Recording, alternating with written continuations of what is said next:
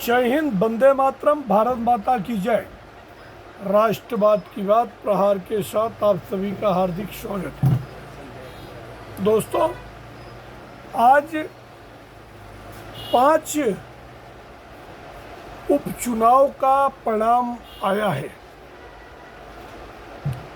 अब ये तो हर कोई टीवी में देख लिया होगा, मगर हम जो विषय में आज चर्चा करने वाले हैं, शायद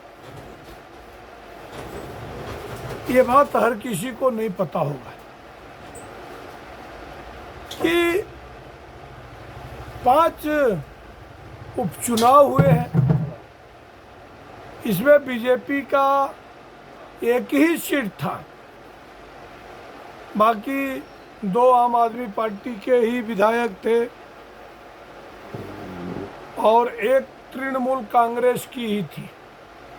हाँ, एक उलटफेर हुआ, वो हुआ है केरल में, कि केरल में चुनाव था और केरल में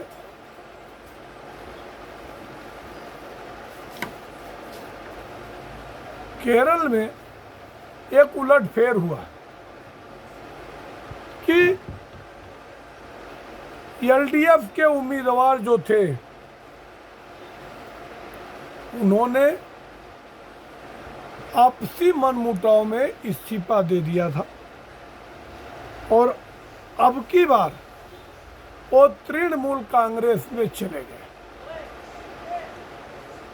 उसका फायदा कांग्रेस को मिला और कांग्रेस का उम्मीदवार केरल में चुनाव जीत गया।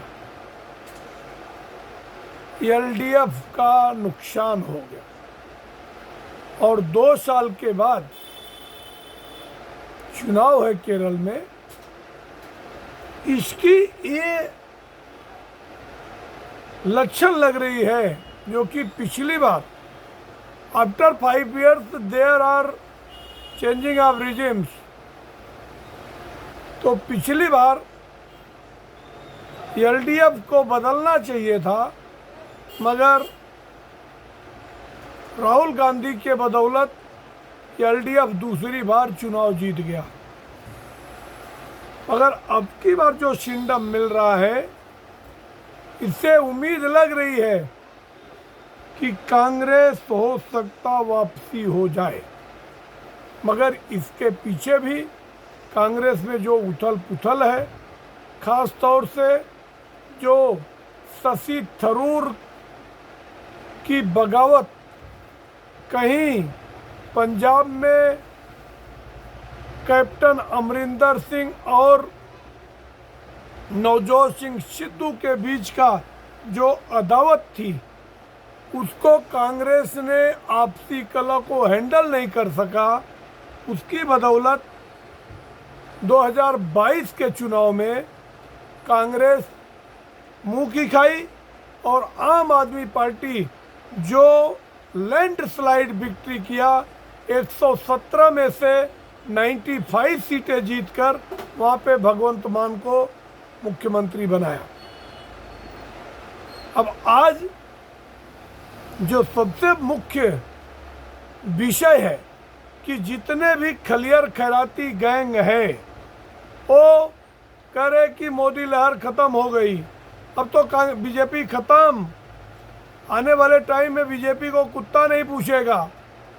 दोस्तों, ये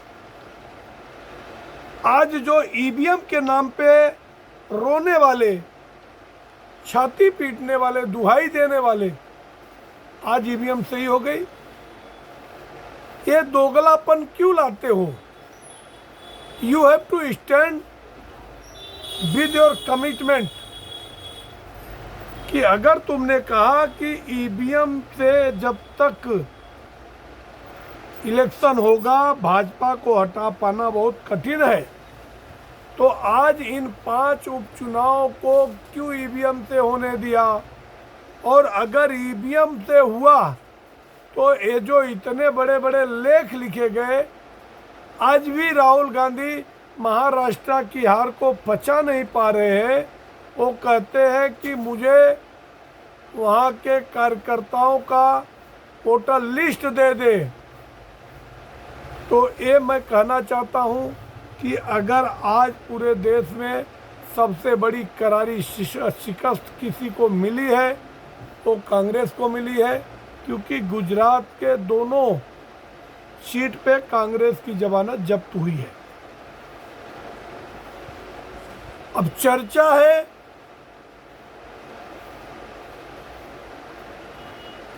बिशरदार सीट की। ये जब से आज़ादी के बाद से आज तक भारतीय जनता पार्टी वहाँ पे कभी चुनाव जीता नहीं है। वहाँ का समीकरण अगर समझेंगे, वहाँ पे ज़्यादातर आदिवासी समाज के लोग हैं और मुस्लिम कम्युनिटी है।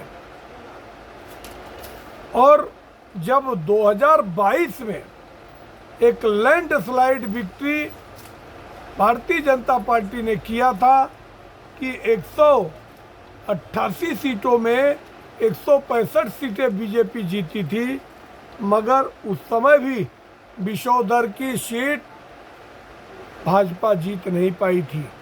वहाँ पे आम आदमी पार्टी का उम्मीदवार चुनाव जीता था। और ये सौराष्ट्र में आता, जो जूनागढ़ में आता है, अगर यहाँ पे एक कांग्रेस का गढ़ हुआ है, ये हमेशा कांग्रेस का गढ़ है, मगर अब ये सीट कांग्रेस के कंधे पे बैठ के आई आम आदमी पार्टी, अब वो भक्षेगी। जब 2022 के चुनाव में अरविंद केजरीवाल ने कहा था कि अगर विश्व के सबसे महान शिक्षा मंत्री मनीष सिसोदिया को अगर बीजेपी अंदर डाल देगी तो हमारी सरकार बन जाएगी। हाँ, जिस हिसाब से उन्होंने मेहनत किया, वहाँ पे आम आदमी पार्टी को 15% वोट परसेंट मिला और नतीजा ये हुआ कि उनको 5 सीटें मिल गई, जिसमें एक उम्मीदवार उनका जो था कड़ी का, वो आम आदमी पार्टी छोड़ के भारतीय जनता पार्टी में आ गया इस्तीफा देकर, और उसका ये नतीजा हुआ कि उपचुनाव हुआ और वहाँ पे भारतीय जनता पार्टी के राजेंद्र चावला जीते हैं। और उन्होंने कांग्रेस के ही चावला बंधु को करीब 40,000 वोटों से हराया है। तो ये अगर जिसको लग रहा है कि गुजरात में मोदी लहर खत्म हो जाएगी, ये उनकी भूल है। आने वाले 2027 के चुनाव में गुजरात में बीजेपी फिर एक बार दरदरी विजय करेगी। हाँ, कुछ तो बीजेपी को जरूर सोचना है कि बीजेपी में जो आए हुए दल बदलू लोग हैं, परजीवी लोग हैं, उनके लिए सरकार को कोई इंतजाम करना होगा। अपने पुराने कार्यकर्ताओं का पूरा ख्याल रखना होगा।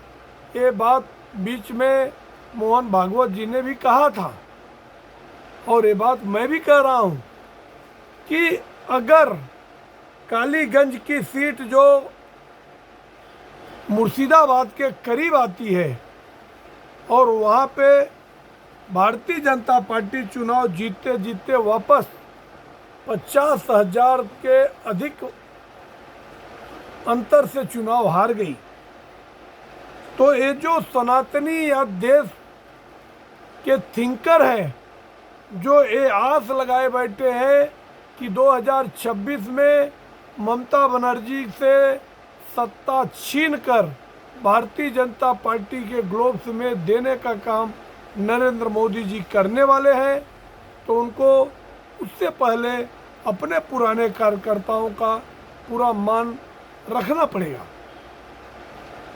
और एक चुनाव जो लुधियाना का ज़्यादा इंटरेस्टिंग था, क्योंकि वहाँ पे संजीव अरोड़ा जो एक बड़े उद्योगपति हैं, वो राज्यसभा सांसद थे आम आदमी पार्टी के, मगर आम आदमी पार्टी ने जैसे वो सीट उनके एक आम विधायक के मृत्यु के बाद खाली हुआ था, उन्होंने संजीव अरोड़ा को उम्मीदवार बनाया। और इसके पीछे मकसद है अरविंद केजरीवाल अपनी वाइफ सुनीता केजरीवाल को राज्यसभा भेजना चाहते हैं। और आज संजीव अरोड़ा चुनाव जीते हैं। यहाँ पे बीजेपी इसलिए पीछे रह गई क्योंकि अकाली दल और बीजेपी का आपसी गठजोड़ नहीं हो पाया, जो कि ये बहुत ही सौहार्दपूर्ण गठबंधन था, बहुत पुराना नैसर्गिक गठबंधन था।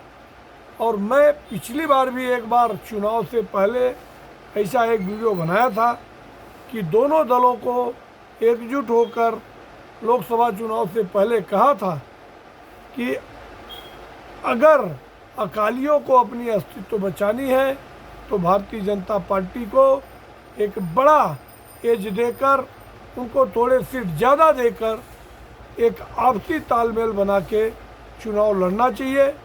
मगर दुर्भाग्यपूर्ण है और उम्मीद करूंगा कि 2027 के चुनाव से पहले ये दोनों जन की युति जरूर होगी।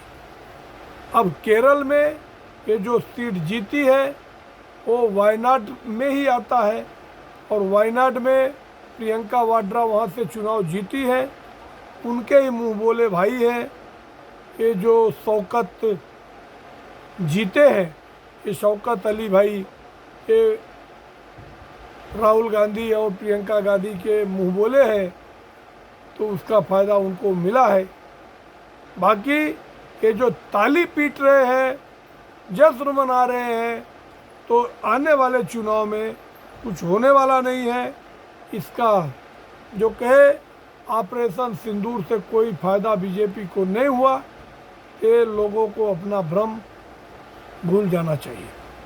अगर आप लोगों को हमारा विश्लेषण अच्छा लगे तो आप हमारे चैनल को सब्सक्राइब करें और अपने दोस्तों तक शेयर करें। जय हिंद, वंदे मातरम, भारत माता की जय।